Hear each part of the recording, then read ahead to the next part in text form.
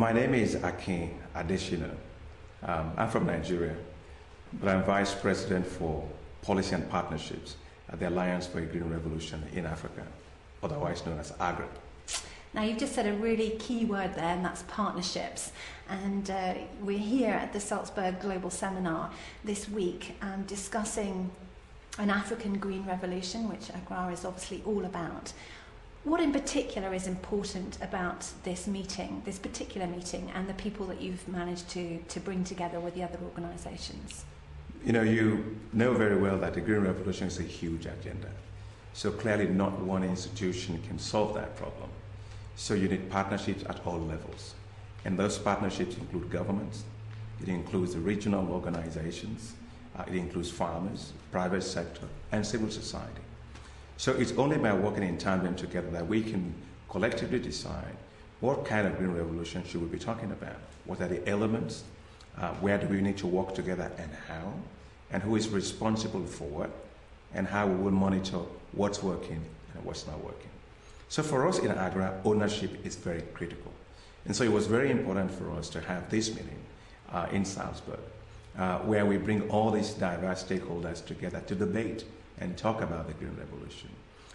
There have been some areas where people have misconceptions that the Africa Green Revolution was going to be a repeat of what happened in Asia. And we know that Africa needs a unique African Green Revolution, very different from that of Asia.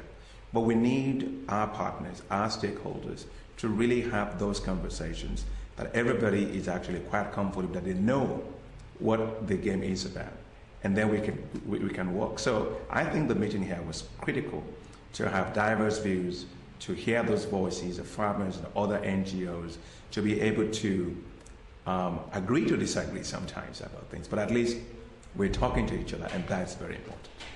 So let me just ask you, why here? Why here in Salzburg? I mean, we have the most fantastic views outside, but it's extremely different from an African landscape, and yet you've brought all these people here from Africa to discuss things at this particular place. You know, as an African, we have a saying that when your neighbor invites you to a meal, you don't say no.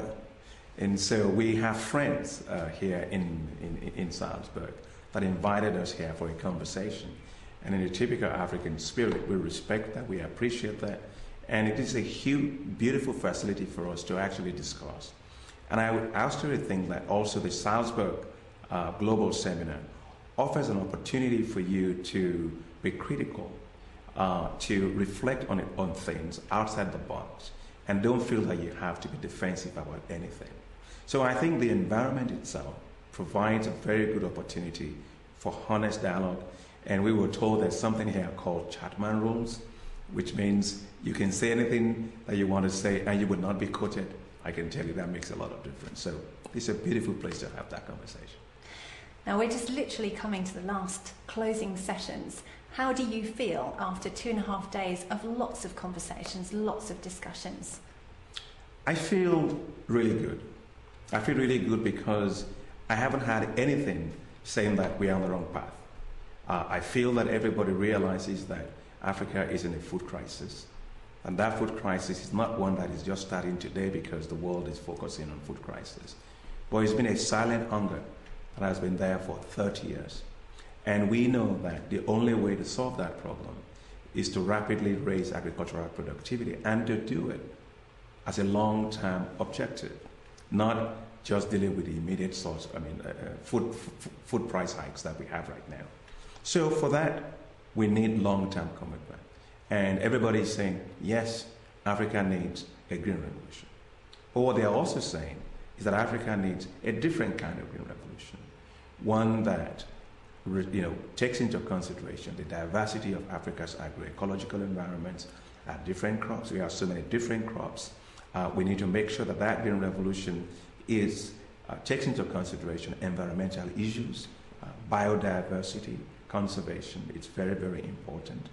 And that green revolution focus on women, because most of African farmers are women.